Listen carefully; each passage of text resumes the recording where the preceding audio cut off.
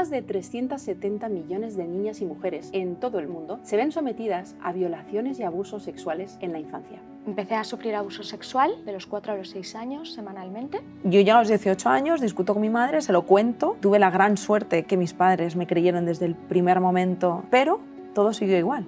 Alguien de tu entorno de pronto pasa una barrera, vas sintiendo que eso no está bien y la culpa se te queda hasta en los huesos. Es que es el padre simpático, el tío divertido, el hermano que hace guasas. Es que son esos, es que conviven entre nosotras. Cuando tienes un niño o una niña de 4 años, también piensas, ay, el toto, el chichi... Sí, pero ojos, cabeza, pelo, manos, y luego a esto le cambio el nombre. Es que ¿desde dónde me estoy vinculando? Si yo he aprendido desde la infancia que el amor es que te violen. ¿Cómo voy a maternar si no sabía maternarme a mí misma? Ahora es como que la denuncia no prescribe hasta que realmente pasan como 30, 35 años e igualmente no debería de tener ningún tiempo. Es que es un delito que no debería de prescribir nunca. Pero fíjate como la palabra víctima siento como que nos coloca en un rol muy pasivo. Sin embargo, la palabra superviviente... Mantener relaciones sexuales y que tus hijos se te escuchen es abuso. Durante muchos años esperé a que alguien me salvase, a que alguien viniese a salvarme, y la única que podía salvarme era yo misma. ¿Te puedo dar un abrazo? Sí.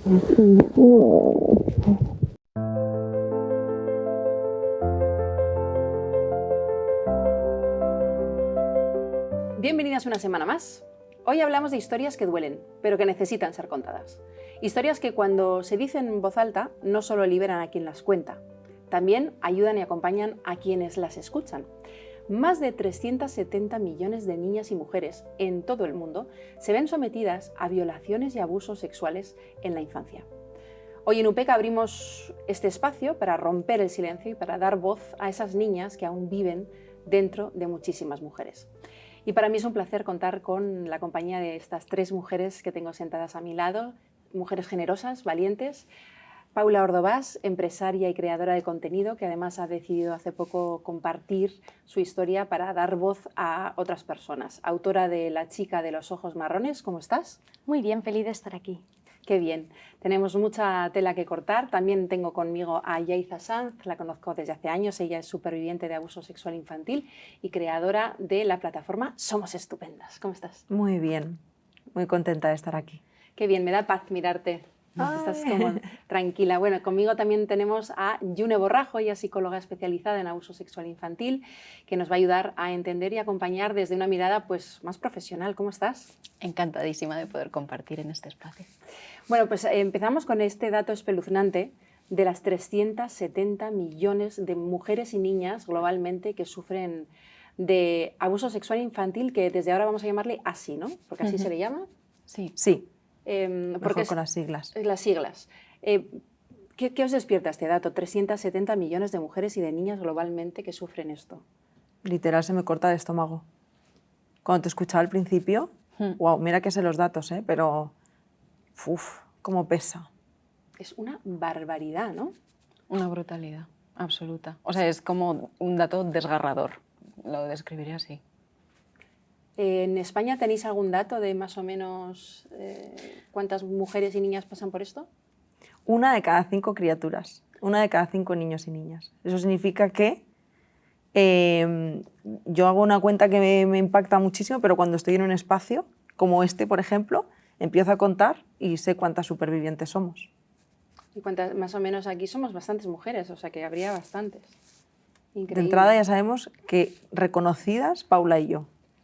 Y luego está quienes lo saben y por muchas razones no se atreven a compartirlo, o quienes ni siquiera son conscientes de que lo han vivido. Empezamos, si queréis, por contar vuestras historias. Empezamos por ti, Paula, ¿te parece? Me parece. Me imagino que estás un poco ahora con el libro, pues harta de contarlo, pero ¿cómo fue tu historia? Bueno, yo empecé a sufrir abuso sexual a los 4 años, de los 4 a los 6 años semanalmente.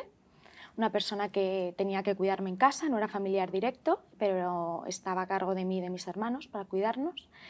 Y bueno, el problema es que a los 4 años se empieza a formar la personalidad de todos los niños, ¿no? Entonces siento pues, que de alguna forma mi personalidad se vio completamente desestructurada. también tomé un rol de protección al hermano que iba detrás de mí, ¿no? Intentando que no le pasase lo que me estaba sucediendo, ¿no? Entonces, bueno, siento que gracias a la terapia he sido consciente de que había dos Paulas en esa niña.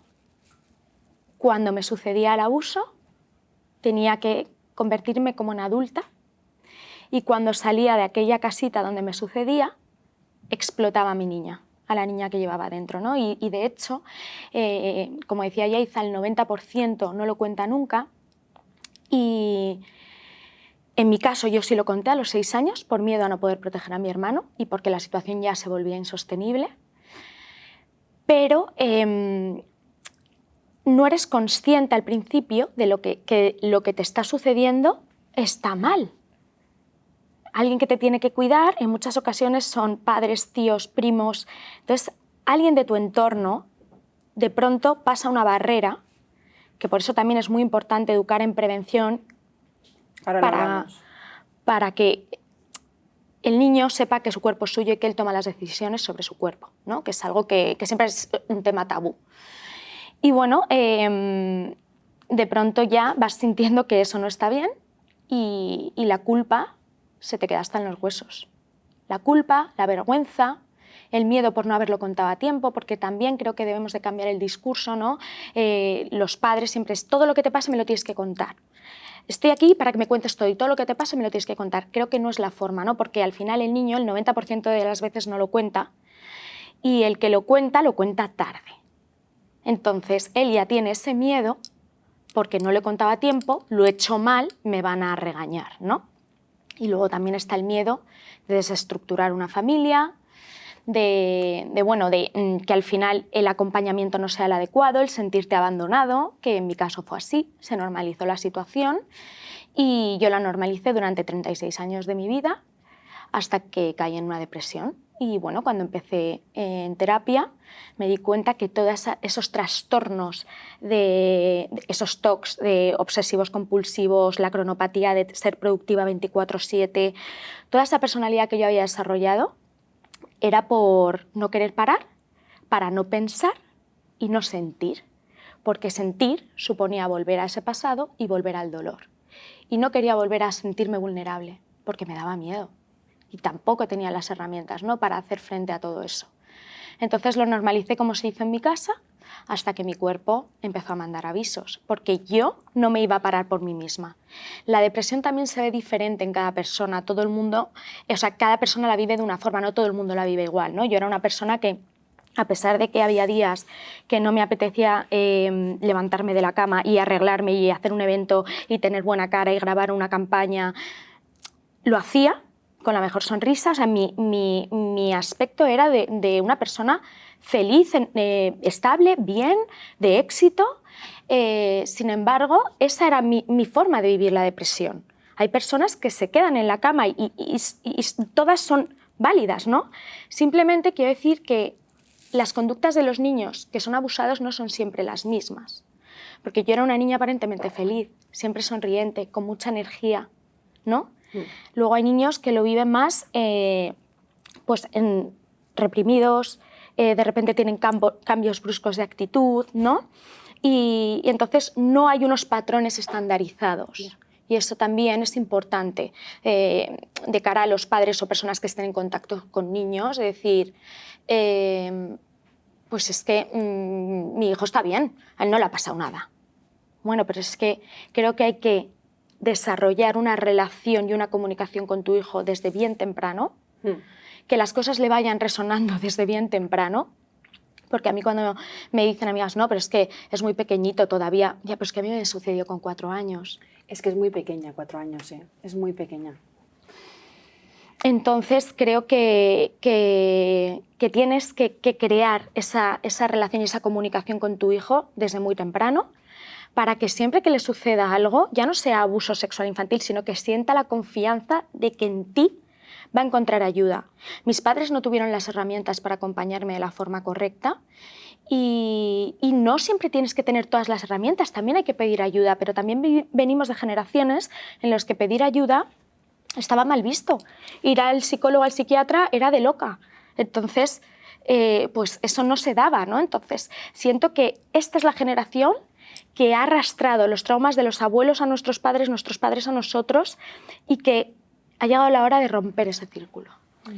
Te quería preguntar a ti, Yun, una niña de 4 años como Paula, que está sufriendo abusos, ¿cómo podemos los padres saber también qué mirar, qué buscar, ¿no? Chicas, realmente dónde están los síntomas? Como dice ella, cada niño es un mundo, cada relación materno-filial o paterno-filial es un mundo, cada familia es un mundo.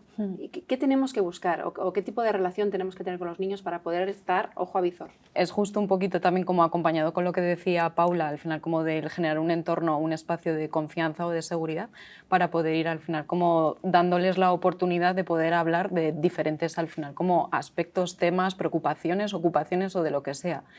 Y yo muchas veces al final como en lo que pienso cuando le sucede a una niña de 4 años o de tan temprana edad, incluso como de etapas más preverbales, ¿no? Previas al final como a los 3 años, ya no, a veces digo como, es que no sé hasta qué punto es solo responsabilidad de los padres, sino es una responsabilidad del sistema, como tal, de un sistema judicial, de un sistema social, de un sistema educativo, de un sistema sanitario. Entonces, cuando hablamos de esto, es que yo diría que al final como tendría que haber una reestructuración íntegra de todos y cada uno de los servicios que atienden a criaturas en sí mismas. Y sobre todo que uno de los principales factores que hay como que tener en cuenta como para poder al final como acompañarles es la educación emocional. Es el hecho de ayudarles a poder entender cómo se sienten, qué nombre tienen esas sensaciones o esas experiencias emocionales que están al final como viviendo o sufriendo o atravesando, y también el nombrar a cada parte del cuerpo de la forma en la que tiene su nombre, ¿no? Que al final, como estábamos hablando antes también un poquito como fuera de cámaras, de las partes de cómo sean como eufemismos, ¿no? Se han utilizado al final como eufemismos e incluso como se romantiza, entre comillas, los nombres de los genitales. ¿Cómo se llamaban a la vulva o a la vagina en vuestra familia? Porque en mi familia nosotras éramos la pocha, como si estuviera aquello pocho. Y los chicos pito, sin ir más lejos. ¿Vosotras cómo era? Pitilín y culete adelante y culete de atrás. Muy específico. ¿Vosotras? Pues yo como tú tenía también lo de la parte de pocha o pocheta y el pitilín. Wow. Yo no lo recuerdo. No lo recuerdo. Seguro que, evidentemente, vulva no, porque yo creo que ni mi madre ni mi padre sabían ese nombre, pobres, pero no lo recuerdo. Y es muy importante, ¿no? Hablar de vagina, de vulva, de pene, de todos los nombres técnicos incluso. Incluso yo recuerdo estudiando las partes del cuerpo en naturales en el colegio, que todos era como riéndonos, qué vergüenza tal, porque pues así se hacía, ¿no? Y creo que es que, como decía antes, desde bien temprano hay que normalizar las cosas como son, poner el nombre a las cosas como son. Ya, pero cuando tienes un niño o una niña de 4 años también piensas, el toto, el chichi... Sí, pero ojos, cabeza, pelo, manos, y luego a esto le cambio el nombre. Entonces, claro, sí. El niño al final, cuando te adentras en estas zonas que deben ser intocables, se piensa que es un juego. Un niño no diferencia lo que está bien de lo que está mal, porque todavía no está formado. Entonces, es fundamental que desde casa eso lo trabajemos como lo primordial, lo esencial. Bueno, ahora hay muchos libros de mi cuerpo, mis reglas, esto es mío, esto es tuyo. Yeita, ¿cómo lo viviste tú en tu caso? ¿Cómo sucedió? O sea, ¿qué me ocurrió? Bueno, yo sufrí abusos por parte de mi primo, por parte de mi familia materna, uno de muchos primos que tengo. Y también lo viví como de los 4 a los 9 años que yo recuerde. Wow. Y fíjate cómo... a mí me pasó algo muy diferente a lo de Paula y me parece también muy importante como poder contar las dos historias, porque creo que, aunque hay tantas vivencias como supervivientes existimos, creo que están quienes lo contaron en la infancia y quienes lo hemos contado en la edad adulta, ¿no? Y luego estarían también las que nunca lo cuentan. Y yo me tiré toda la vida, muchos años, como con una sensación extraña de culpa, de vergüenza, que yo creo que son dos emociones que nos acompañan a todas las supervivientes, y de mucha confusión, porque yo toda mi vida he pensado que o me lo estaba inventando o que lo había soñado. Entonces, no fue hasta los 18 años, fíjate la de años que habían pasado, que yo de repente y sin venir a cuento y casi sin llegarlo a procesar mucho, se lo suelto a mi madre en una discusión que tuvimos, ¿no? Le dije, ¿sabes por qué me comporto así? Yo siempre había sido como una rebelde sin causa, ¿no? Y esto también me lleva como a pensar lo que antes compartía June, ¿no? De que cómo puede ser, que es algo que yo me he preguntado a lo largo de todos estos años y me sigo preguntando, cómo puede ser que unos abusos que se dan durante muchos años, aunque sea una vez, pero es verdad que cuando pasa de manera recurrente es algo que está ocurriendo, que nadie, ningún adulto de mi alrededor se diera cuenta, ¿no? Ni en el sistema educativo, ni en el sistema de salud, cuando había muchísimos indicadores que estaban diciendo que yo estaba viviendo algo así, ¿no? Entonces, bueno, yo ya a los 18 años discuto con mi madre, se lo cuento. Tuve la gran suerte, que esto es una suerte increíble, que mis padres me creyeron desde el primer momento y que lo acogieron con mucho, mucho amor, pero todo siguió igual. O sea, es como, qué duro lo que te ha pasado, luchamos por ti, estamos contigo, pero seguimos yendo a las cenas de Navidad, seguimos viviendo el fin de año como siempre, nos seguimos relacionando. Sí que hay una especie como de lucha, porque mi madre luchó mucho para que sus hermanas se dieran cuenta de lo que estaba pasando. Como nadie se daba cuenta y lo metieron todo debajo de la alfombra, pues seguimos. Pero para ti, ¿cómo era eso de ir a la cena de Navidad y estar, me imagino que con tu primo? Sí, normal. Normal. Claro, yo no sabía que eso estaba mal. Y fue gracias a mi pareja. Yo llevo muchos años con mi marido y cuando él se enteró de lo que a mí me había pasado y él veía cómo nos relacionábamos, llegó un momento que él ya como que pasó de todo y empezó a confrontarme. En plan, vale, pues yo no voy a ir. Teníamos un bautizo o una comunión o una cena de lo que sea, ¿no? Yo no voy a ir. ¿Por qué? Porque yo no quiero compartir espacio con estas personas, Yaiza. O sea, te han hecho daño. Y yo decía, qué estúpido, ¿no? O sea, yo no entendía qué me estaba contando. Y le saludaban y él giraba la cara. O sea, era como una persona que de pronto llega a cambiar el sistema y a hacer las cosas diferente. Y fue gracias a su comportamiento que yo empecé a darme cuenta de que quizá, ¿no?, hubo como una apertura a la duda. Ah, que esto no es normal. Y entonces todo se fue recolocando.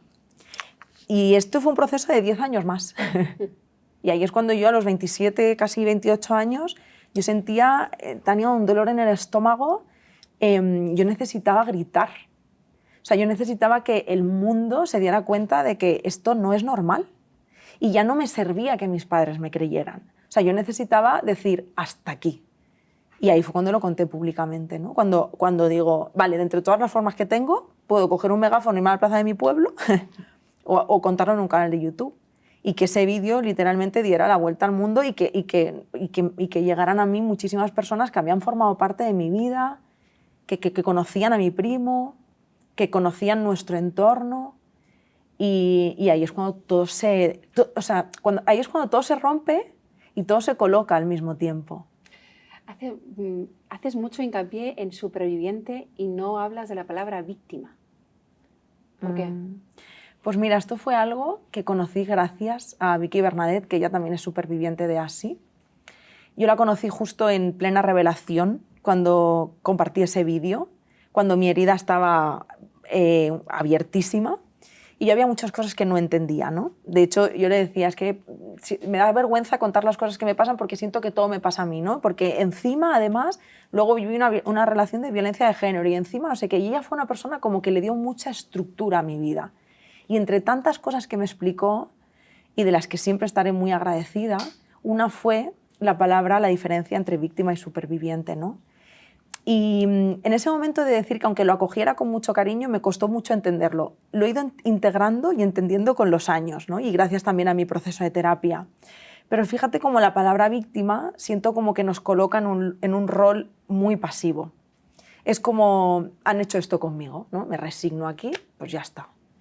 Sin embargo, la palabra superviviente tiene otra energía. Como de guerrera, ¿no? Como sí. Casi como de mira lo fuerte que soy y mira lo que he pasado. Sí, es como esa cosa de me ha pasado esto, pero yo puedo elegir qué hago con esto. Yo la he reversionado y de hecho la llevo tatuada, me la tatué hace un año y me he puesto supervivida porque he dicho, pues a la mierda. Pues es que también, dentro de que soy una superviviente, también es una supervivida, ¿no? Además lo tienes escrito hacia ti, hacia mí. No hacia los demás. Eso es, sí. Qué bonito. Si es que de todo lo negativo puede salir algo increíblemente positivo, ¿verdad, chicas? Me gustaría volver hacia atrás un poquito porque has hablado de indicios, decías, ningún adulto vio ningún indicio. Por favor, ¿qué indicios suele haber?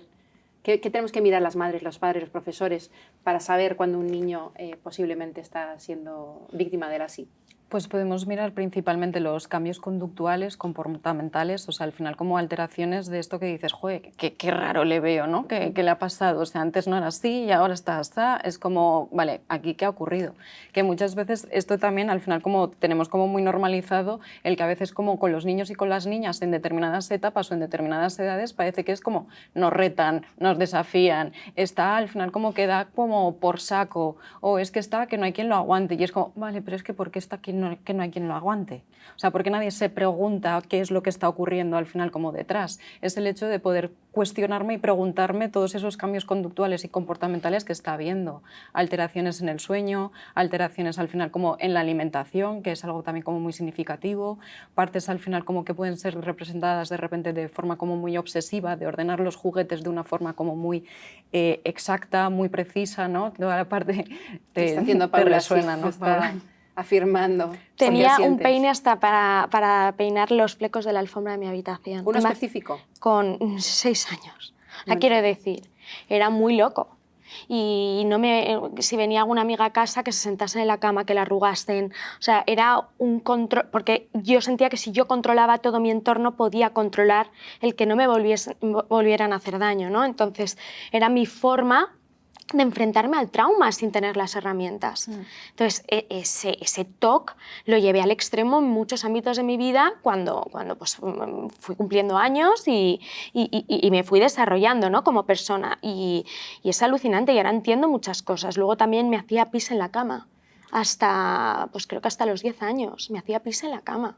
Y entonces pues son cosas que me acuerdo que en casa decían, pues al principio, no, pero tal, pues... podían entender que era por eso, pero luego también había veces que se enfadaban, porque claro, todos los días pise la cama, cambio esa, no sé qué, pues es que esto no puede pasar, ya tienes una edad, tal, y entonces es como, bueno, pues no sé, mi cuerpo, mi mente reaccionaban de determinadas formas, porque, wow, es que lo que viví, ahora lo comprendo todo. Yaiza estaba diciendo, no, pues cuando yo hice la revelación en casa, yo no digo que mis padres no me creyesen, no, me creyeron, me apoyaron como pudieron, pero se normalizó. Se normalizó y yo lo normalicé durante muchos años. Entonces, no es algo para normalizar. Es cierto que bueno, la protección al menor no ha evolucionado mucho desde entonces, pero si se denunciaba a este individuo, yo tenía que enfrentarme judicialmente a esta persona, que en muchos casos son familiares. O sea, tú imagínate enfrentarte a un padre, a un primo, a un hermano y contarle cara a cara lo que te había hecho, que tú sientes una vergüenza y una culpa impresionante y encima también pruebas. ¿Qué pruebas voy a tener? Pues en el caso de que hubiera habido un desgarro, pero muchas veces lo cuentas tarde, entonces ¿qué pruebas?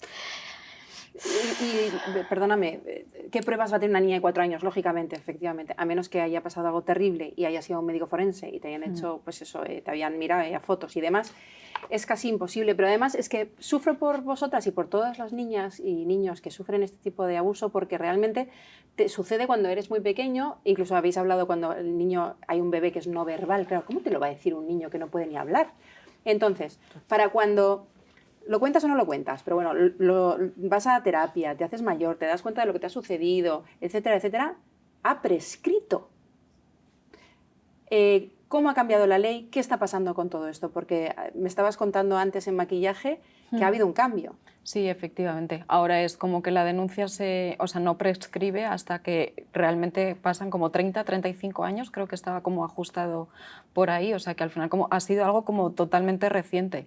Fantástico esto. Sí, y enhorabuena totalmente. a todas, porque 35 años es creo que suficiente tiempo para... Total.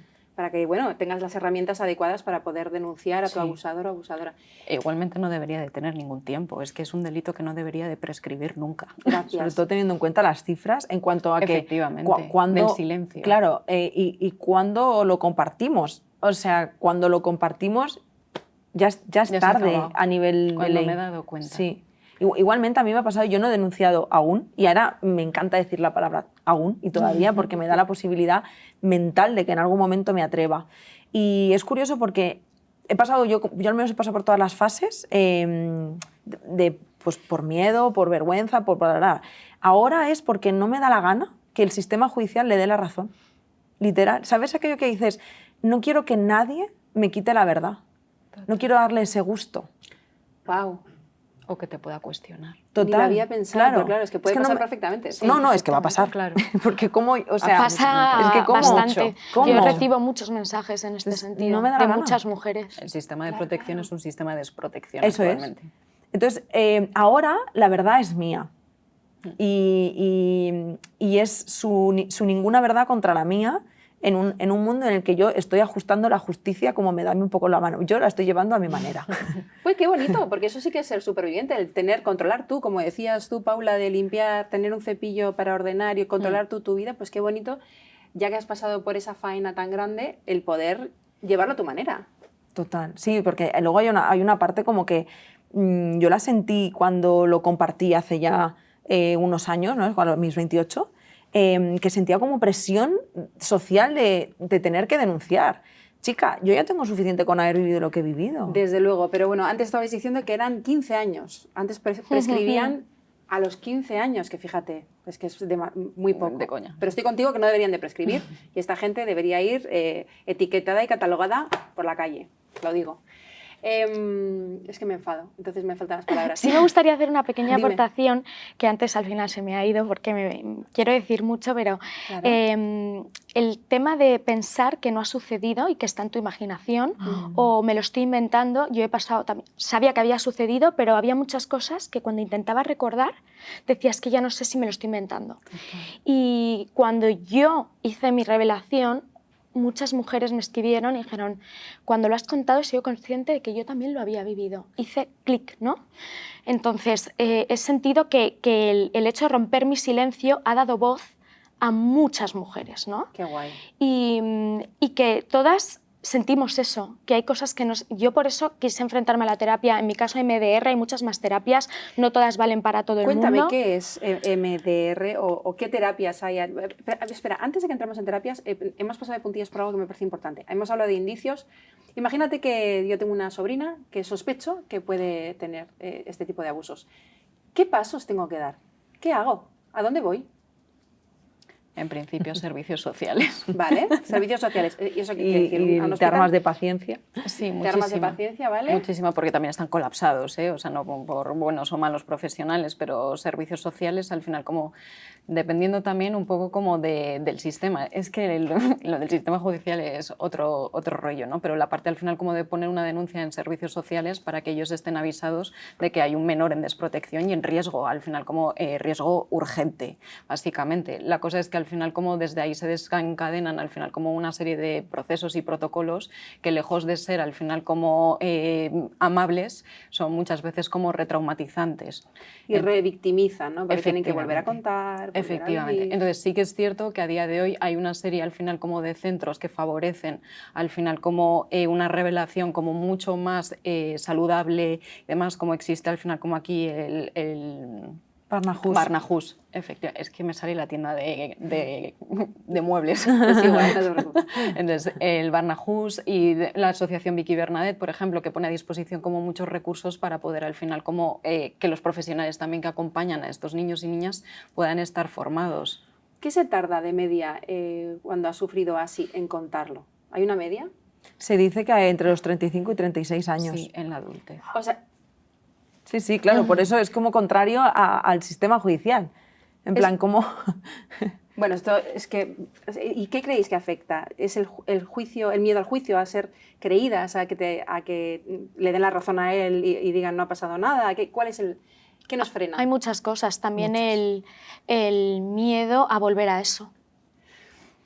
Sigo viviendo y eso está atrás, ¿no? El pasado, el miedo al volver al pasado, al volver al trauma. Hay que ser muy valiente. Ya. Hay que ser muy valiente. Y no todo el mundo está preparado o quiere empezar a hacer eso, porque son procesos largos. Yo mi proceso, bueno, he estado, como te he dicho, 36 años sobreviviendo, no viviendo. Estoy viviendo ahora. Entonces, yo he tenido un proceso de 4 años de terapia, que poco me parece. Te iba a decir, lo he pensado, poco me parece. Poco me parece. Y porque ya no solo ha sido el abuso, sino pues relaciones familiares, todo lo que desencadenó después de cómo se enfrentó en mi casa ese trauma, ¿no? En mi caso yo volví a tener situaciones repetidas de abuso en la adolescencia y llegué a pensar que a lo mejor la culpa era mía, porque Claro. ¿por qué me vuelve a suceder a mí? Es que ¿por qué hay gente que tiene tan mala suerte, entre comillas, de que le pase varias veces en la vida y otras pasamos por la vida sin que nos pase nada? Pues así es la vida, te pone a prueba y bueno, hay personas que ante el trauma se destruyen y otras se fortifican, ¿no? Y en mi caso me fortificó, mi trauma me fortificó. ¿Y cómo fue ese proceso ya de adolescente y habiendo sido víctima ya de así de niña? Horrible, horrible. Fue muy duro, fue revivir todo. Ahí volví mucho al pasado, a intentar recordar. Me daba miedo estar inventándome los recuerdos. Supe enfrentarme al abusador como no supe, por supuesto, con 4 años, 4, 5 y 6 años. Y lo frené. Pero intenté salir de ese entorno, de mi casa, la verdad. Sí. Era también un entorno cercano, entiendo. Ujú. Las dos habéis contado vuestra historia muy valientemente, muchas gracias a las dos, pero las dos me choca, como madre ya sobre todo, que se haya como normalizado, que os hayan creído que todo bien, pero que luego vamos a un bautizo, vamos a una comunión y aquí, entre comillas, no ha pasado nada. Sí. Pero tú o sea, nosotras también lo normalizamos, pero porque no lo hemos trabajado. Yo creo que cuando empecé a ir a terapia fue cuando cambió esa visión de mí hacia el abusador y hacia lo que me había pasado, cuando empecé a tratarlo. Porque no es lo mismo contarlo que trabajarlo. Sí, sí. Pero antes de que hablemos de terapias y de trabajarlo, 8 de cada 10 casos de ASI, de abuso sexual infantil, se hace en un entorno cercano, De familiares, amigos, de confianza. Eso da más miedo todavía. Porque además, ¿cuánto daño ha hecho lo de dale 2 besos al tío, dale 2 besos al abuelo?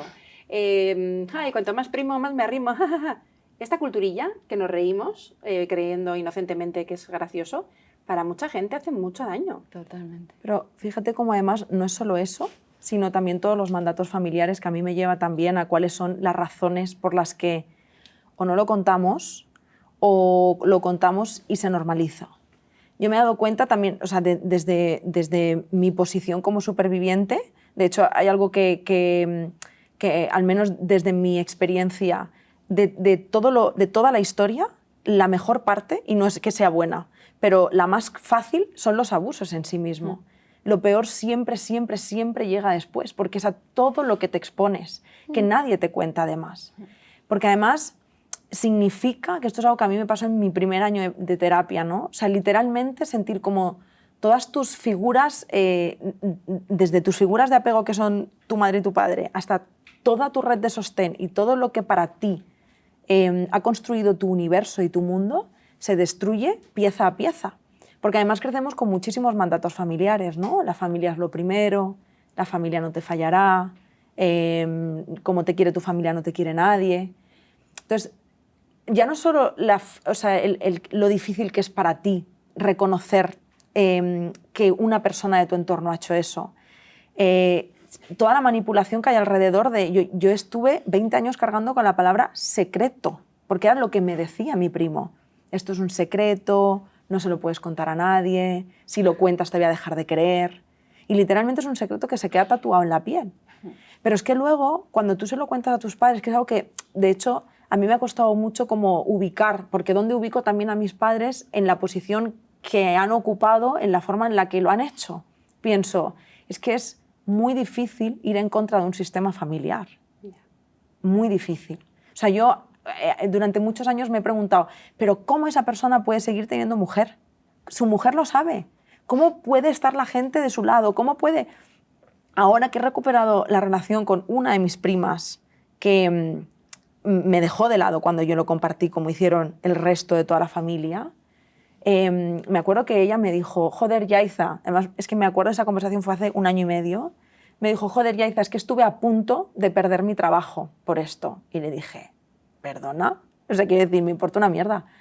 O sea, me importa un bledo lo que estás diciendo, tía. Es que esto no se trata de tu trabajo. Es que esto es un compromiso, que es lo que decía antes June, esto es un compromiso social, tú no puedes dar la espalda a esto. Me da igual que se llame Yaiza Sanz, no es mi nombre y mi apellido. Son todas las criaturas que están de esto, ¿no? Y me acuerdo que su hermana le dijo, cállate, que hemos sido unas putas egoístas y punto, ¿no? Y en ese momento dije, muy bien, lo hemos entendido, pero ¿qué ocurre? Que ponerte al frente implica dejar muchísimas cosas de lado. Y cuando eso es todo un sistema familiar, es un imposible. Claro, yo lo hablaba ayer con mi madre, porque suelo hablar con mi madre todos los días, y bueno, ¿y de qué vais a hablar en la UPECA? Y entonces le he contado sobre el abuso sexual infantil y me decía, bueno, tocan un pelo a cualquiera de mis nietos y soy una abuela feliz en la prisión más cercana. O sea, me van a meter en la cárcel porque lo voy a matar. Pero claro, Siempre se dice eso. Claro. se dice eso, pero yo ahora estoy pensando, imagínate que fuera mi hermano. Total, sí, claro. ¿Qué vas a matar a tu hijo? Eso es. No es tan fácil, mamá. No, y que eso es lo que se tiende a decir, pero yo lo he visto en amigos, en entorno, es que le pasa eso a mi hija y yo lo mato. Pero luego sucede y no matas y no. Y esa no es la forma. Quiero decir, no. Hay que pedir ayuda. Tú acompañas como puedes y hasta donde puedes y sabes. Y después pides ayuda. Y que no tengamos miedo de pedir ayuda de un profesional que nos pueda guiar. Es que yo me ha costado mucho más que el abuso el sentirme tan abandonada. Cuando una persona, y ahora que soy madre, es que se me empañan los ojos porque no puedo comprenderlo. O sea, cómo mi madre no me ha acompañado. Igual no supo cómo hacerlo tampoco. No supo cómo hacerlo, pero siento que también le dolió tanto que le creé una ira en su interior hacia mí, ¿no? Y yo he tenido una relación muy complicada con mi madre. A día de hoy no tengo relación con ella. Para sanar he tenido que distanciarme. Y mi madre emocionalmente me anulaba. Sí que he tenido un perfil de madre narcisista. Ella era la importante, sus emociones eran... Y toda mi vida he estado en base a esas emociones, ¿no? A que ella esté bien, a que lo que a ella le suceda. Y yo estaba completamente anulada. Y he crecido con muchas etiquetas. Y desprenderme de todo eso ha sido muy duro, muy difícil. Y por eso he tenido tanto rechazo a la maternidad, no solo por el abuso y por miedo a no poder proteger, sino por miedo a repetir los patrones educacionales que mi madre tuvo conmigo, que seguramente emocionalmente no estaba preparada, que no tenía las herramientas. No la culpo, pero cuánto dolor, cuánto dolor. Y ahora que eres madre, ¿cómo lo sientes? Tengo tanto amor que dar que no he podido y que no he recibido, que es que me explota el corazón. O sea, de verdad es que emocionalmente estoy preparada, estoy sanada, cometeré errores porque no existe la madre perfecta, pero desde otro prisma, desde el amor y desde querer acompañarla desde el minuto cero. Y me alegro de que haya llegado y que no haberme perdido esto. Lo mejor, me dicen, y el éxito que es para ti. Yo antes todo lo basaba en éxitos profesionales, en logros. Para mí es paz, estar en paz conmigo misma y con mis circunstancias. Eso es la felicidad. Y si yo estoy en paz, eso es lo que mi hija va a percibir, ¿no? Y ahora entiendo todo y tampoco comprendo muchas cosas. Y me duele, sí. Además has tenido una hija, con lo cual un poco el patrón vuelve a ocurrir, vuelves a ser madre de una niña y tienes también la oportunidad, el lienzo en blanco, de hacer las cosas de una manera completamente diferente. Y encima tiene los ojos azules. Ah, sí. Súper curioso, nadie los tiene azules y ella ha roto los esquemas. La chica de los ojos marrones tiene una historia y ella va a tener la suya. Siento como que, no sé, que todo se ha ordenado. A mí, ahora, perdona, cuando lo escuchaba, conectando un poco también con mi deseo de maternar y de mi deseo profundo a que sea una niña, porque tener un pene en mi barriga me genera... Lo comprendo. No me viene bien. He pensado en una cosa que de repente nunca lo había pensado y de repente he pensado en algo que me ha parecido como... me emociona como un poco por dentro, porque por un momento he pensado... Y también es como una oportunidad de que mi madre como abuela lo puede hacer diferente con la información que tiene. Y esto me parece como de repente muy valioso. Porque hay una cosa dentro del ASI de la que se habla muy poco, yo fiel reivindicadora de esta parte, que el ASI no solo afecta a la persona que lo sufre, que obviamente estamos en el centro por el dolor causado y porque somos nosotras quienes lo hemos vivido. Pero a mi alrededor ha sufrido mucha gente. Ha sufrido mi pareja durante 14 años acompañándome, han sufrido mis padres, ha sufrido mi hermana. Y con toda la culpa que eso también implica de no haber sabido hacerlo de otra manera, ¿no? Entonces, pienso de repente en mi madre y pienso, pues me parece una oportunidad muy bonita. Será un regalo. De hacerlo diferente. De poder ser una abuela, pues eso, entregada y de otra manera. Y os iba a preguntar, claro, después de pasar unos abusos en la infancia, ¿cómo se enfrenta una ya de mayor a su sexualidad? Wow, no se enfrenta, yo. Es un temazo, ¿no? Yo me he dado cuenta que en ese sentido no me ha afectado. Sin embargo, ahora, echando la vista hacia atrás, nunca me había aceptado frente al espejo. Ah. Nunca. Y nunca nada estaba bien. En ningún momento. Y de repente volvía a fotos de atrás y decía, mira, aquí estaba bien. Y me decía mi marido, ya, pero es que ahí te quejabas y no te veías bien, ¿no? Entonces, creo que el abuso, en mi caso, fue por ahí. El trauma fue por ahí. Vale. El no aceptarme. No aceptarme. Nada era lo suficientemente perfecto. Nunca, Caso, ¿no? hasta que fue tan extremo que tuve amenorrea, que lo cuento en el libro y que también creo que es un tema muy importante. ¿Amenorrea es cuando se sangra mucho? No, al revés, cuando Cuando no hay pierdes regla. la menstruación. Ah, perdóname. Entonces yo ya, aunque tenía ese rechazo a la maternidad, aunque quisiese, no podía ser madre, quiero decir. Pero claro, ¿cómo voy a maternar si no sabía maternarme a mí misma? El cuerpo es sabio y me mandaba avisos, ¿no? Y era porque me llevé al extremo. Entonces yo continuaba, como te comentaba antes, con mi vida, con mis cosas, todo fenomenal, todo perfecto. De hecho, generé mucha frustración en los seguidores que tenía y muchos se fueron y ahora muchos han vuelto porque me han entendido el por qué era así. Y también cuando hice la revelación me decían, entonces todo lo que has mostrado estos años no era verdad. No, era mi verdad, pero yo no me había enfrentado al por qué soy así, por qué ese extremo en todo, también las relaciones laborales, relaciones personales, nunca nada era suficiente, nunca nada estaba bien. ¿Y qué te llevó? ¿Cuál fue la gota que colmó el vaso que te llevó a hablarlo públicamente? Yo, he desarrollado varios proyectos profesionales, varias empresas, y en una de ellas algo no fue bien y no pude controlarlo. Y para mí mi trabajo era mi espacio seguro, porque lo había creado yo y lo había diseñado yo. Y cuando no pude controlar esa situación, fue cuando todo empezó a fallar, pero porque mi cuerpo daba señales, porque yo seguía. Entonces era la única forma que mi cuerpo vio que yo iba a parar. Y bueno, me diagnosticaron depresión.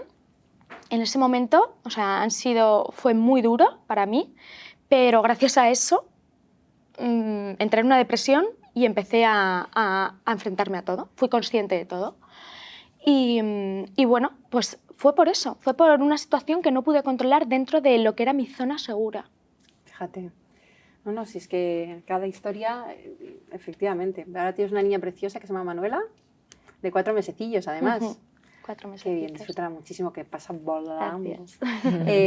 Bueno, ¿por qué a la sociedad le cuesta tanto hablar de este tema? ¿Por qué molesta tanto? ¿Por qué nadie quiere verlo, nadie quiere oírlo? No está pasando, perdona. 1 de cada 5 está sufriendo estos abusos en España. 370 millones de mujeres y niñas están sufriendo mundialmente. Está pasando mucho. ¿Por qué está pasando tanto? ¿Es porque se denuncia más? ¿O es porque está pasando más? ¿O es ambas cosas? Buena pregunta. Aderezado con un poco de internet, que ahora también tiene como más información, acceso al porno, acceso a niños quizá, en entornos más precarios. Explicarme un poquito, ¿qué pensáis, Yune? Bueno, yo, primero con la primera pregunta. Claro, te he lanzado ahí como un Sí, cóctel de preguntas, espérate, perdona. un atropello. La que tú quieras. Creo que también como es importante entender que el ASI en sí mismo, o sea, no es solo como el acto sexual, sino es que es una violación de la confianza y también al final como un abuso de poder. Es decir, al final como el ASI entra en el contexto vinculativo. en ese sentido. O sea, al final como todos los abusadores o abusadoras llevan a cabo como una especie de proceso que empieza desde un lugar incluso como de seducción o incluso de colocar a la otra persona en un privilegio, o desde el secretismo, desde el juego, ¿no? Al final como poco a poco va habiendo una escalada donde poco a poco va habiendo todo ese chantaje que incluso llega a puntos ya de intimidación, de amenaza, de castigo, de ocultación, ¿vale? Todo el rato al final como siempre camuflado desde, como decía antes Yaiza, que es la palabra, la confusión, ¿no? Al final como desde un estado confusional donde una criatura no sabe distinguir entre lo que está bien y lo que está mal, como decía al final como Paula antes también, y es el hecho de, se supone que esta persona es una persona que a mí me cuida, pero esto que me está haciendo me genera daño. Entonces, como una niña de 4 años o de 7 o de la edad que sea puede integrar eso al final como en la cabeza. Y además como sociedad creo que esto nos incomoda mucho en cuanto, es que hay un ejemplo clarísimo que además como lo suelo compartir con las personas al final como que acompaño y que pasa mucho también como con las mujeres asesinadas en violencia de género, que cuando hacen entrevistas por la calle es como, siempre saludaba, ¿no? Y es toda esa parte de como no cumple el abusador o la abusadora un canon o un estereotipo de monstruo, al parecer, ¿no? O de, pues que debe de ser al final como algo de ser abusador, el no saludar de repente, ¿no? O sea, es como qué estupideces tenemos metidas en la cabeza. Muy infantiles, además, pero ¿no? súper infantiles. Súper pueril. Como para para creer... que saludaba, era muy majo. Efectivamente. Me dio croquetas una vez. Eso es. ¿Y qué? Justo. Y es como, eso es para creer que tenemos el control, que creemos que conocemos a las personas también que tenemos alrededor en ese aspecto. Entonces, claro, de repente me estás rompiendo un esquema acerca de lo que yo creía que era la persona que tenía al final como al lado. Entonces, en lo que estábamos comentando antes de poder verbalizarlo, poder expresarlo, ¿no? De repente darme cuenta de que mi hijo es un abusador. O sea, mi hijo, al que he bañado, al final como en la bañera, al que le he dado los potitos, al que le he llevado al cole, con el que lloraba al final como cuando lo dejaba en la guardería y demás, es como, no puedo sostener esto, no cumple. Entonces, una de las situaciones, aparte, que al final como contribuyen a ese silencio, es precisamente que la sociedad no está preparada como para poder sostener esto, porque la sociedad cree que el abusador o la abusadora tiene un estereotipo X, o que son enfermos mentales, que eso no deja de ser también como estigmatizante, y es como... Hombre, son enfermos mentales. Es que es el padre simpático, el tío divertido, el hermano que hace guasas o el jefe que al final como mola mucho y le cae bien a todo el mundo. Es que son esos, es que conviven entre nosotras. Sí, mi primo era el sobrino favorito de mi madre. De hecho, otro día hablando con unas compañeras del trabajo y hablándolo con mi pareja porque salió el tema de qué hacían los niños en verano, ¿no? Y yo decía, claro, yo en verano me iba a casa de mi tía con mi primo el que abusaba de mí. Esos eran mis veranos. Ese era mi... Porque mis padres no podían pagar todas las semanas un splay de verano. Entonces, 1 o 2 semanas al verano, en julio, iba al splay y el resto me iba a su casa a que abusaran de mí. Literal. Era el sobrino favorito de mi madre. Y me conecta como con otra cosa, que es el rol que ocupan aquí los padres, las madres, de responsabilidad de dónde me coloca a mí como madre reconocer que esto se me ha pasado. Total. Entonces, por eso antes decía, tuve la gran suerte de que mis padres me creyeran y dieran la cara, porque conozco tantas realidades, tantas. O sea, yo conozco a una chica que es seguidora mía, hace poquito grabamos con ella, que ha denunciado, fue su padrastro y en el juicio tenía que aguantar como su madre en toda su cara le dice, eso no es verdad, mi hija es una mentirosa. Porque ¿dónde te coloca a ti? O sea, tienes que tener un trabajo personal de hacerte cargo desde la adulta que eres y poder acompañar desde ahí. Pero también tenemos que entender todos como sociedad que le puede pasar a cualquiera. Es que sí, es así. que eso No, es lo que pasa siempre se cualquiera. piensa, a mí no me va a pasar. Que no, porque que no. yo, Sí. en mi entorno también, bueno, pero eso pasa poco, Paula. O sea, eso...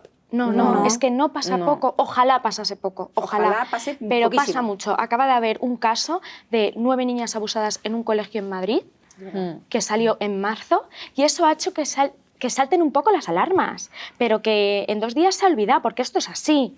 Y un día es noticia y al día siguiente, ¿no? Y es como muchas madres asustadas que me escriben y yo no sé si mi hija a lo mejor no lo está contando y también ha sido una de...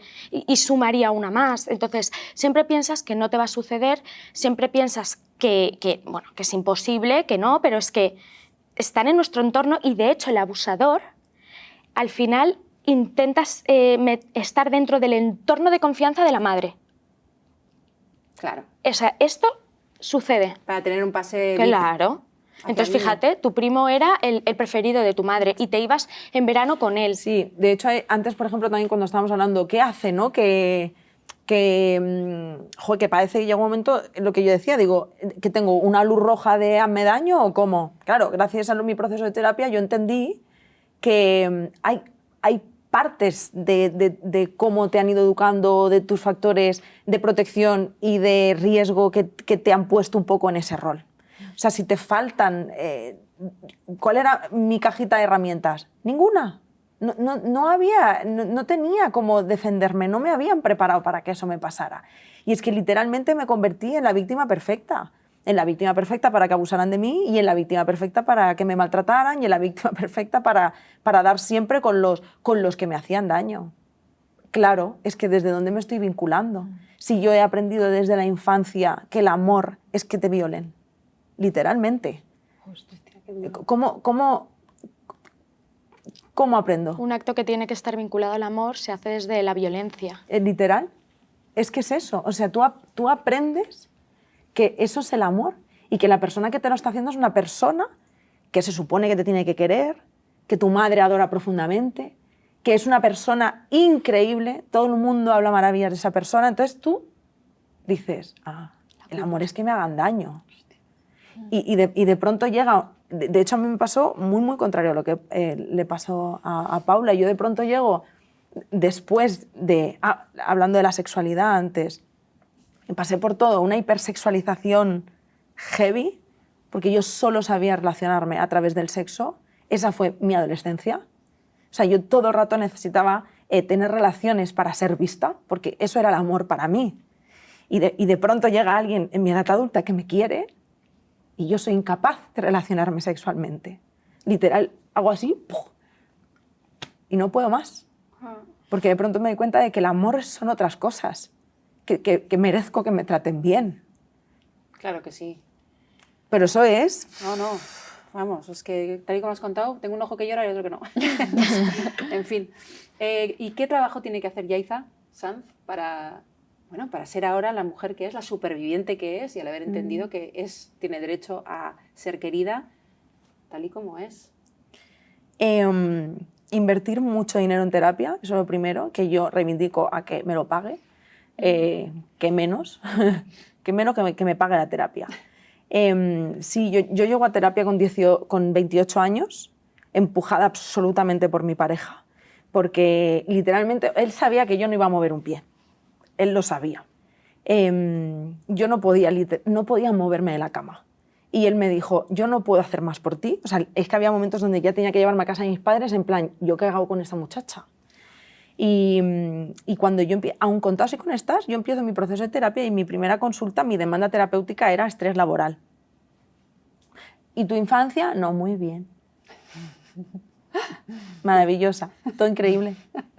Bueno, perdona que me ría. No, es que es así, pero es lo más gracioso, joder, ahora dedicándome a lo que me dedico, es que la gran parte de pacientes llegan así, o sea, no llegan con esa conciencia, claro. Junet, tú Yo lo igual. sabes. No llegas Sí, en plan, sí, sí. hola, Tú, vengo claro, tú por trauma. deprimida. Claro, deprimida, en mi perfeccionismo quiero Sí. dejar de ser así de perfeccionista porque ya me está haciendo daño, no lo puedo sostener más y vamos al pasado. No quiero hablar del pasado, quiero solucionar esto. Y me acuerdo que me dijo, pon un papel con 6 cajitas, en cada cajita las cosas que más te preocupan. Absolutamente todas estaban relacionadas con mi pasado. Entonces dije, pues ha llegado el momento. Y de cabeza. Remángate y al lío.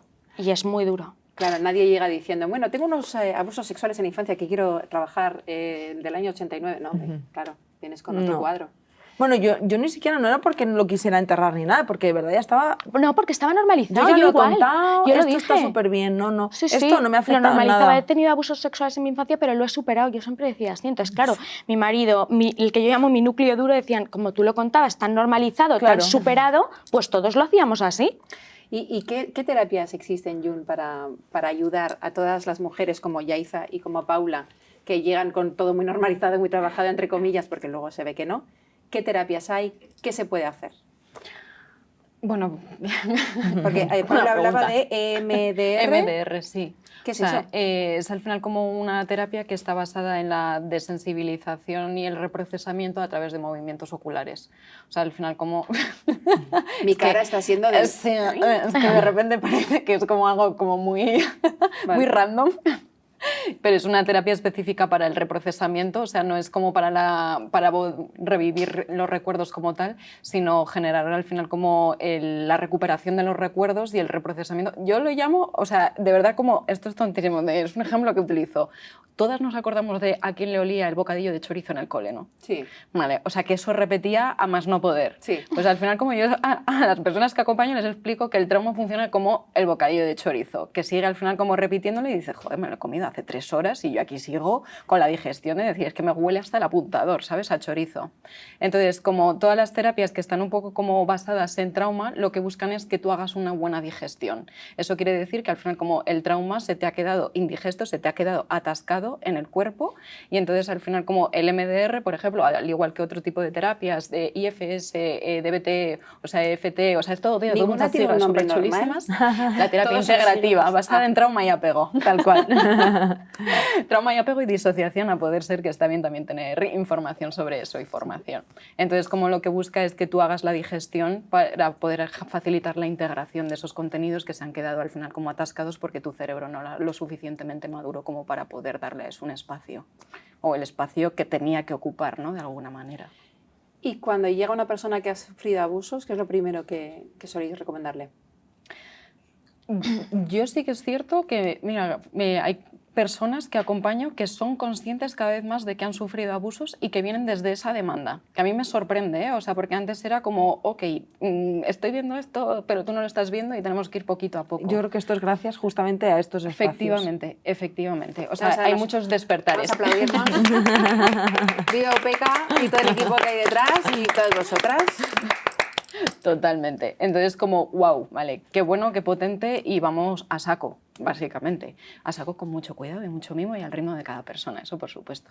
O sea, pero es empezar con mucho, mucho cuidado, sobre todo porque al final, como yo generalmente, o las terapias que están basadas como en trauma, también hacen un barrido por la historia de vida de la persona y un ejercicio que es línea de vida, que es coloca en una línea de vida desde los 0 años hasta tu momento presente, efectivamente, todas esas experiencias que hayan tenido un impacto emocional tanto positivo como negativo en tu vida. Wow. Primeros señaladores cuando hay periodos de vacío. De decir, uy, ¿aquí qué pasa? Porque no hay recuerdos de los 5 a los 11 y no hay nada. Vacaciones en Torrevieja. Bueno, ok, huele chungui. Vale, o sea, cuando hay una laguna es que algo estás intentando como evitar. Efectivamente. Luego factores, ¿no? Al final como que te van diciendo acerca de, pues, si hay obsesiones, todas las partes del perfeccionismo, la hipersexualización o una hiposexualización que puede ir al final como de un polo a otro, al final como también autolesiones, intentos de suicidio, que hay muchísimos, al final desde esa parte de la culpa, desde esa rabia al final como inhibida, ¿no? Que lo que acaba es esa rabia provocándose hacia una misma, ¿no? Tiene que salir por algún lado y contra quién sales, contra una misma.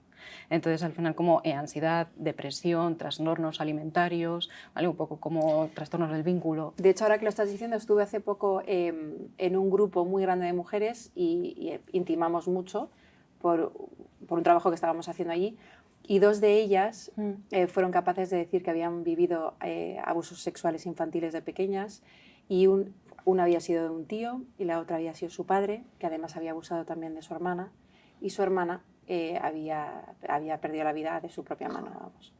Y me pareció, las 2 curiosamente se hicieron como muy íntimas porque, claro, tenían mucho vivido muy parecido, porque las 2 habían pasado por problemas con la comida, de alimentación, y las 2 habían pasado problemas con drogas.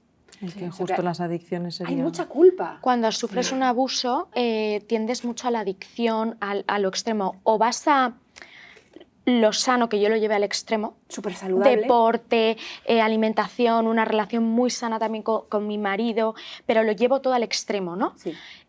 O puede ir al otro lado. drogas, alcohol, relaciones muy tóxicas. Entonces se dan esos extremos, que ninguno es sano, quiero decir. Claro, pero O sea, porque ambos tienen mucho que ver. O sea, ni siquiera el aparentemente sano, porque al final tiene mucho que ver con anestesiar, controlar. Eso es. ¿no? Y yo abogaba por la salud, pero la parte fundamental, que es la salud mental, estaba destrozada, estaba destruida. Entonces, Igual estabas intentando compensar también. efectivamente. ¿No? ¿Y cómo reduzco? Porque recuerdo en mi primer año de terapia tuve un episodio de ansiedad muy fuerte y yo recuerdo que a lo largo de mi vida, cuando oía hablar de la ansiedad, el estrés, como la enfermedad del siglo XXI, decía, ¿cómo será tener ansiedad? ¿Cómo será tener estrés? Cuando tuve ese episodio dije, wow, ha sido mi estado de vida todos estos años. He vivido así. Y claro, como no lo detectaba porque no sabía poner nombres a las emociones, que eso es súper importante también, la educación emocional, como decías. Y luego que pues yo había vivido así. Entonces, ¿cómo intento equilibrar ese cortisol, ese estrés, esa ansiedad, deporte, alimentación saludable para intentar regularlo lo que podía, ¿no? Agotándote. Porque a lo que voy, y lo habéis dicho antes también, hay mucha culpa, pero además hay mucha culpa que os lleváis las, perdóname, víctimas, en este caso Sí, sí. supervivientes, pero bueno, las personas que sufren esto se autoculpan muchísimo, ¿no? Debía haberme dado cuenta, debía haberlo frenado, Dicho debía antes. haberlo dicho antes. Sí, Todo el tenía que, rato como tenía que. en nosotras, ¿no? Luego debía haber denunciado. Sí, o ha sucedido más de una vez, o incluso hay personas que Disfruté. esto poco se habla de que se disfrutan. Entonces Claro. la culpabilidad de la excitación es brutal. Claro, si has tenido un orgasmo o el clítoris te ha funcionado porque es su trabajo, Literal. Eso es, que el clítoris solo funciona para eso. sí, sí, sí, sí. Y luego también ahora que mencionamos como el clítoris, que me parece importante porque siento como que aquí, que estamos hablando como de abusos y quizá tenemos un poco más de información, pues podemos saber qué se entiende como abuso, pero la realidad es que yo me doy cuenta de que en la calle no sabemos lo que es un abuso. A mí misma me pasó. Explícalo, por favor. Claro, porque o sea, lo porque entienda muchas todo el mundo. veces cuando tú escuchas abuso, porque esto es algo que las supervivientes especialmente necesitamos saberlo, porque siempre piensas, no, me tocó un poco y con eso no es para tanto, ¿no? Lo mío no es tan grave. No, no, o sea, escúchame, que tu padre se masturba delante tuyo es un abuso. O sea, no necesitas haber vivido una penetración, es un abuso. ¿Qué más es un Sí, abuso? voy a Y no- aprovechar para no- decir, mantener relaciones sexuales y que tus hijos se te escuchen es abuso. Que eso está súper normalizado. Yo estoy agradecidísima, nunca he oído hablar a mis padres tener relaciones, me consta que tienen incluso más que yo, no lo hacen cerca mío, gracias. Pero en serio, ¿eso es abuso? Totalmente. O sea, es que eso está al final como obviado, Claro. absolutamente, pero es abuso. O sea, es que al final como un niño no está preparado al final como cognitivamente para sostener esa información. O que te enseñen porno. Efectivamente, Entonces estar abuso expuesto también. a porno. Sí, o sea, hay abusos con y sin tocamientos. O sea, con tocamientos es todo lo que comentaba al final como Yaiza, desde al final como esa parte, no voy a entrar tampoco en detalles, o sea, al final como en ese sentido, pero toda la parte al final como más de tocar, con agresión, sin agresión, que también al final como existe. Pero eso es como más obvio, porque Sí. al final una violación es una violación, una penetración es una penetración y es como obvio, obviamente son abusos. Pero claro, yo no había pensado que tener relaciones y que te oigan tus hijos es un abuso. Total. O que cualquier contacto con el porno es un abuso, o que, Sí. no sé, más cosas así como tontorronas que, bueno, pues sí, me rozó un pezón y dices, bueno, pues ¿es abuso o no es abuso? O que te quieran ver desnuda, Justo. o que te hagan algún tipo de fotografía desnuda. O sea, ¿sabes? O sea, en el fondo ¿Y qué hay una piensas? parte Me de estoy mí que volviendo piensa, loca, ¿no? Porque esto no es abuso, lo que tú decías, esto no... hasta claro, aquí no es tan grave, ¿no? Pues la realidad es que el impacto emocional es exactamente el mismo. No importa el grado, no hay ningún grado, no hay ninguna barra de medir. El daño está hecho y tiene un impacto emocional, cognitivo, relacional, comportamental en tu vida, Total. independientemente de cuál sea el grado, ¿no? Y, Y también como la voluntariedad. Dime. Porque a mí, por ejemplo, me pasaba que en esa larga etapa de lo habré inventado, lo habré soñado, no, pero yo disfrutaba, no, pero yo no le corté, no, pero... Claro, todo esto lo intentas racionalizar desde la adulta que tú eres. Ya. Pero una criatura, y más cuando estamos hablando de que es una persona de su confianza, claro que a lo mejor en mi caso, y yo no hablo tampoco nunca de qué ocurre porque me parece que sobra completamente y puede activar a cualquier persona que nos esté escuchando, pero cuando esa persona hace o sea, como una apertura a que pase algo y tú lo estás permitiendo, no lo estás permitiendo. O sea, el contexto es súper importante. Estás totalmente coaccionada, totalmente manipulada, no hay voluntariedad, lo mires por donde lo mires. No hay herramientas y no hay madurez. Claro que no. No hay inteligencia emocional, no hay nada. Hay esta persona que me quiere, me está diciendo que haga esto, entiendo que él es bueno y además no puedo contar nada porque no me deja de querer. Entonces, desde ahí, sumado al cerebro de una niña de 4, 5, 6, 7, 8, 9, 10 años, Es que no puedo hay sostener. ningún tipo de voluntariedad, ni de consentimiento, ni de nada que se le parezca. Y esto es algo que yo creo que todas las supervivientes adultas tenemos que tatuárnoslo para tratar de acompañarnos en esa culpa. A fuego. Yo recuerdo que en el proceso de terapia, y gracias al MDR, que no todo el mundo puede sostener esta terapia, pero a mí sí me hizo, como no sabía hasta qué punto era real lo que había pasado o era fruto de mi imaginación, para mí era muy importante saber qué es lo que había sucedido, de verdad. Y esta terapia me llevó a ello. Pude revivir hasta el olor de esta persona. Y no sé por qué, pero yo tenía la necesidad imperiosa de saber exactamente todo lo que me había pasado, de volver a pasar por eso, para intentar, que no es entendible, no puedes comprenderlo, pero yo he necesitado eso para sanar. No todo el mundo, pero en mi caso sí. Y luego la línea de vida a mí me ayuda un montón, poner el orden a todo y cómo he vivido cada etapa, qué ha sucedido en cada etapa, por cómo he reaccionado a ese trauma. Me ha ayudado mucho a sanar. Bueno, se ve que eres una persona que necesita mucho control, igual el volver a vivirlo, mucha gente no podría con ello, o cada persona es un mundo, cada trauma es un mundo, pero en tu caso igual necesitabas volver ahí para entenderlo, catalogarlo y cerrar el libro. Dentro de lo que se puede, que entiendo que con esto se vive, ¿no?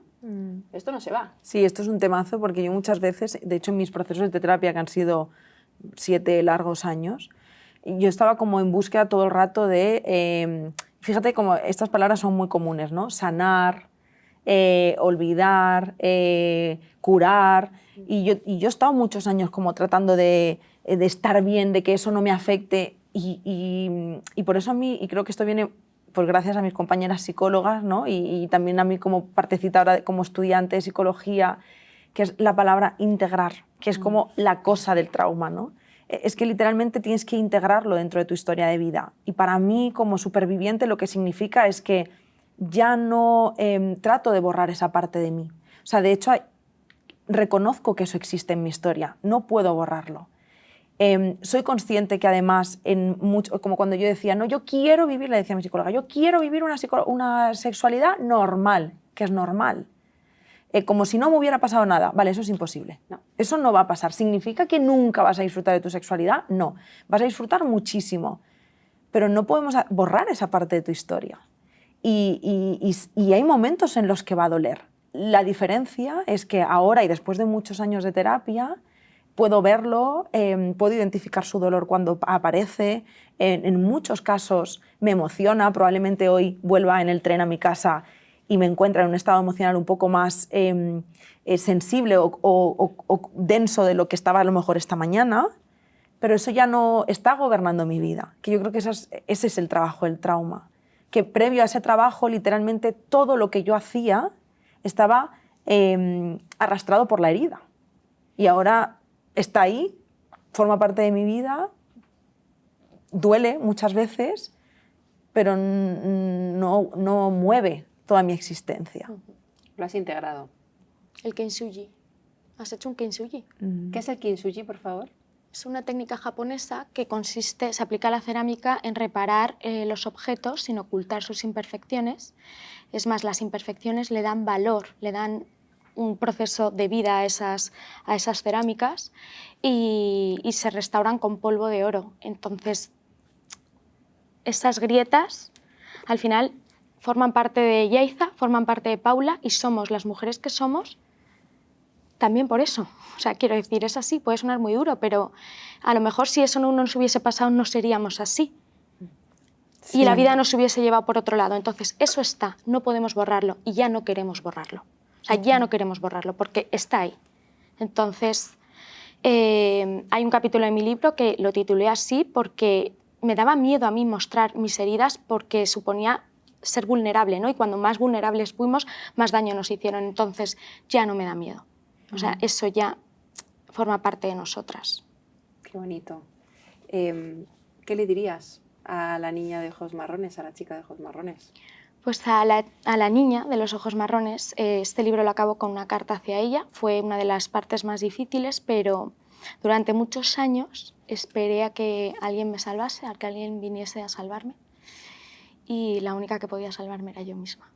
Entonces, que tranquila, le diría, tranquila, que todo va a estar bien. Tienes una foto aquí, es una cosita bonita.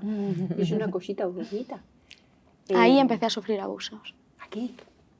Wow. Ahí tenía 4 años.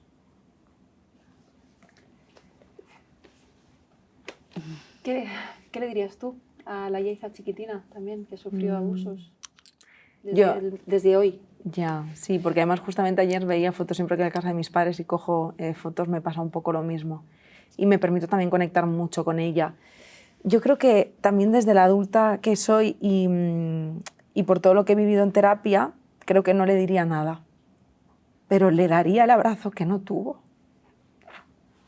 Ay, comprendo. ¿Te puedo dar un abrazo? Sí. Tiro todo, da igual.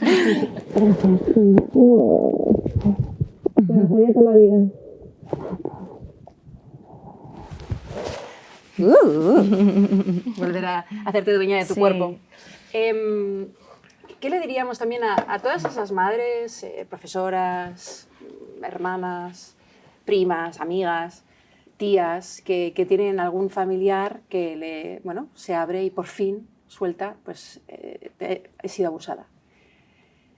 ¿Qué hacemos a partir de servicios sociales y armarnos de paciencia, que ya me lo habéis dicho? El que le damos un abrazo. Escuchar. ¿Qué es lo que más os ha ayudado a vosotras en ese momento? Bueno, como no lo he tenido, lo cojo muy entre comillas porque mis padres sí estuvieron, pero hoy lo que me hubiera gustado tener es muchísima escucha, sin ningún tipo... Escúchame, no me digas nada, tú solo escúchame, ¿sabes? Y recuérdame que vas a estar conmigo a pesar de todo, que eso es algo que muchas veces no tenemos.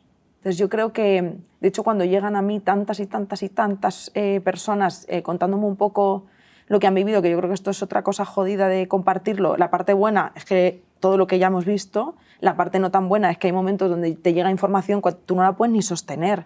Y yo lo agradezco mucho, pero es súper duro todo el rato, ¿no? Pero es que estoy aquí, o sea, aquí estoy, de verdad, pero aquí estoy con presencia, sin ningún tipo de juicio y con el corazón, la mirada y los brazos abiertos para poderte proporcionar lo que sea que necesites de mi parte. Entendiendo también que esto, me toque más de cerca o más de lejos, no dice nada de mí. O sea, puedo acompañar sin necesidad de tener que cargarlo o que sostenerlo. Es como acompañar ahí. Escucho, pero sin juicio, ¿no? Estoy aquí sin juzgar los hechos. Voy primero con Paula. ¿Qué te ayuda a ti o qué te ayuda a ti? Escuchar, pero respetando los tiempos. Quiero decir, no se tiene que contar todo de una. Es un proceso muy duro de asimilar, muy difícil. Y escuchar respetando los tiempos. Creo que completaría con eso, respetando los tiempos. Porque a lo mejor hoy estoy preparada para contarte esto y dentro de 6 meses para contarte otra cosa.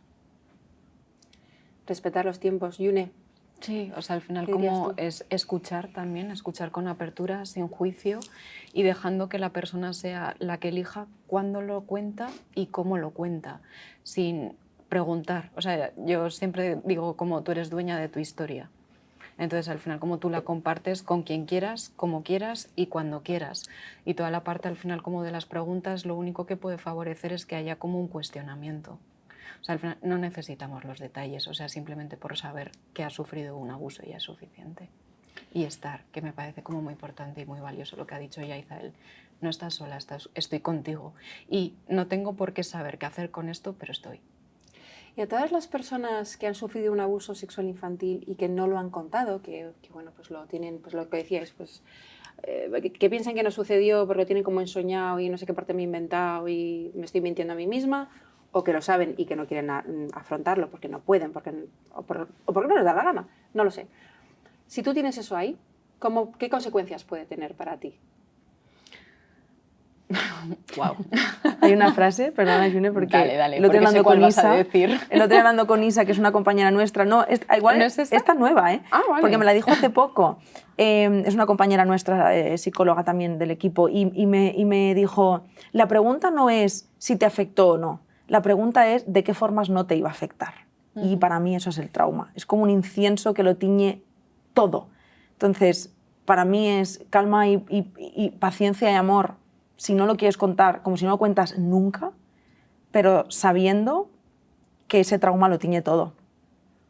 Y sigue, June. No, totalmente. O sea, si es que al final como lo que iba a decir es la famosa frase del cuerpo grita lo que la mente calla. O sea, que es como la típica frase que siempre utilizamos, que al final como el trauma existe y de una forma al final como está encapsulado en el cuerpo y si de alguna manera no lo trabajas, no lo externalizas, tu cuerpo va a ir dando señales, como bien decía también como Paula, ¿no? Esas partes también como que vienen desde dolores físicos sin causa médica aparente, al final como toda la parte también como pélvica, lumbar, abdominal, se siente al final como dañada. Las enfermedades autoinmunes tienen mucha base o mucho origen que tiene que ver con la culpa, porque al final como el cuerpo se está atacando a sí mismo, de una base muy emocional. Toda la parte al final como de trastornos de alimentación, toda la parte al final como de adicciones, como hablábamos antes, ¿no? Va a tener como otras formas también como de manifestarse, problemas de piel, estrés. Y las enfermedades vulvovaginales, lo que puede ser una candidiasis, una cistitis constante, ¿eso también? Sí, absolutamente, puede tener mucho que ver. O sea, por eso también, como hablábamos al principio, ¿no? Con lo del sistema sanitario, de que se pregunte también, sobre todo en aquellas que son como recurrentes y que no encuentran al final como una causa de, jolín, se está haciendo todo esto, ¿por qué sigue? Oye, pues igual tenemos que plantearnos otras cosas, ¿no?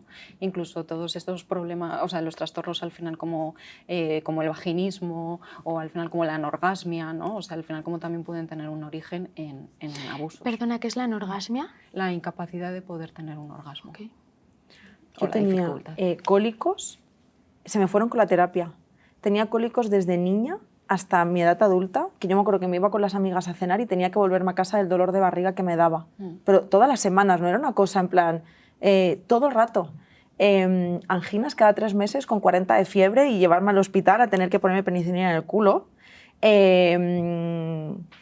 Y unas cistitis que mi madre me decía, unas cistitis de caballo. Y es lo que decía antes, nadie, de verdad, nadie. Además, son puntos diafragmáticos. No me fastidie. La garganta. La garganta, el estómago, es que sí. Efectivamente. Es que se me han pasado haciendo terapia. ¿Y diafragmáticos qué quiere decir? O sea, al final como se llaman como los 3 diafragmas que son del cuerpo porque tienen más o menos como un poco la misma formita, o sea, están relacionados con el nervio vago, que es al final como un nervio, bueno, el nervio principal de la regulación del sistema nervioso y del funcionamiento desde el estado de seguridad, de alerta o de peligro. Entonces es la parte al final como de la garganta, la parte al final como, bueno, el diafragma que lo tenemos al final como en la zona como más abdominal, entre pulmones y demás, y la parte al final como no me sale, las caderas, al final como toda la parte más pélvica y demás. Ahí están los 3 puntos, suelen ser como muy significativos. Bingo. Qué interesante, ¿eh? Como el cuerpo dice lo que tú callas al final. Oye, muchísimas gracias a las 3, de verdad, espero que hayáis estado cómodas. Súper. En este espacio seguro que Supeca. Me ha encantado conocer vuestras historias, lo sabias y lo relajantes que sois, de verdad. Estoy como en un bálsamo. ¿Algún mensaje final que queráis dar a la gente que nos escucha, que nos ve? No, yo quiero dar las gracias, en especial a ti, Tania, y al espacio, porque para mí era impensable, de verdad, hace unos años, cuando yo alcé la voz, que esto iba a poder pasar.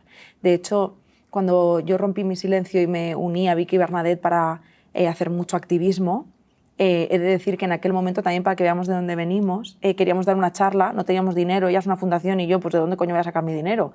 Y nos iban a ceder un espacio, una empresa, y nos dijeron, os lo cedemos, pero quitamos la marca y por favor no digáis que es nuestro espacio. O sea, este era el nivel.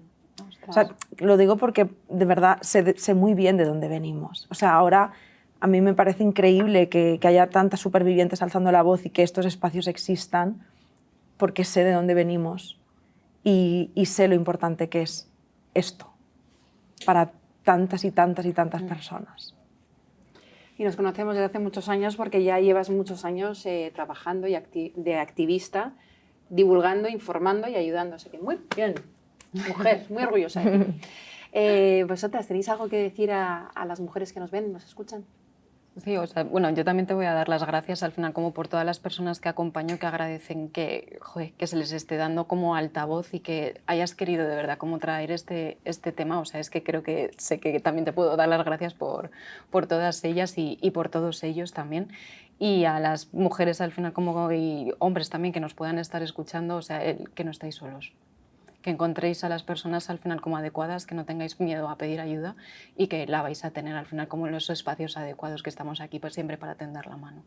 Pues muchas de nada, yo que, vamos, ya van 2 gracias, muchas de nada. Paula, no me des las gracias.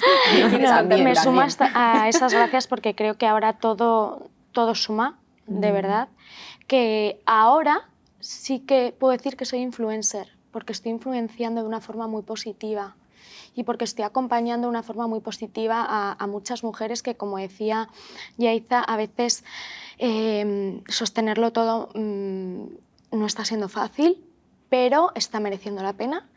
Y también, pues, como digo en mi libro, no es que nos pasó, sino que hacemos con lo que nos pasó.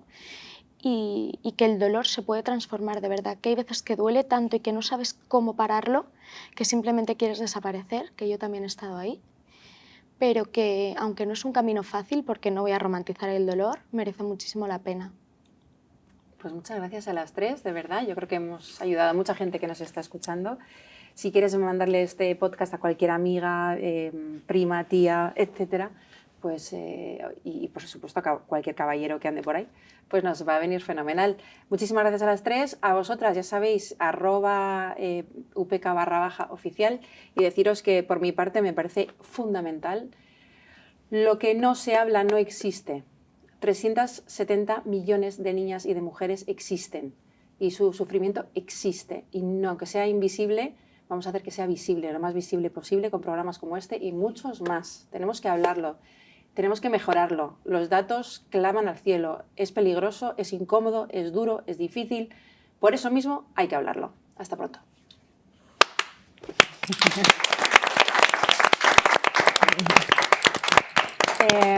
Yo quiero un abrazo. Gracias. Estoy cansada. Muchas gracias.